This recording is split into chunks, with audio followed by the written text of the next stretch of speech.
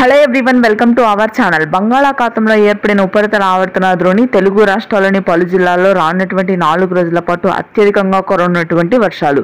మధ్య బంగాళాఖాతంలో ఏర్పడిన ఉపరితల ఆవర్తన ద్రోణి ప్రభావంతో ఏ జిల్లాల్లో వర్షాలు పడతాయో తెలుసుకునే ముందు మీరు ఇంకా మన ఛానల్ కనుక సబ్స్క్రైబ్ చేయనట్లయితే వెంటనే సబ్స్క్రైబ్ చేయండి.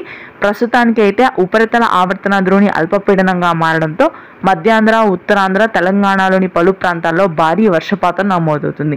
ప్రాంతాల వారీగా చూసుకున్నట్లయితే శ్రీకాకుళం, విజయనగరం, విశాఖపట్నం ప్రాంతాల్లో ఈ రోజు మధ్యాహ్న సమయం నుంచి భారీ వర్షపాతం ఉంటుంది.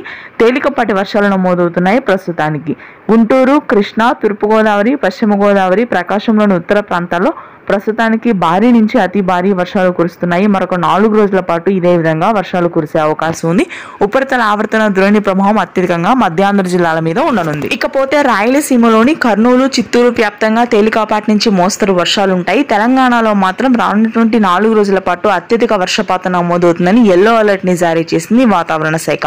ముఖ్యంగా చూసుకున్నట్లయితే సిరిసిల్ల, కామారెడ్డి, రంగారెడ్డి, భద్రాద్రి కొత్తగూడెం, ఖమ్మం, హన్మకొండ, కరీంనగర్, వరంగల్, ఆసిఫాబాద్, ఆదిలాబాద్, నిజామాబాద్ ప్రాంతాల్లో భారీ వర్షాలు ఉంటాయి.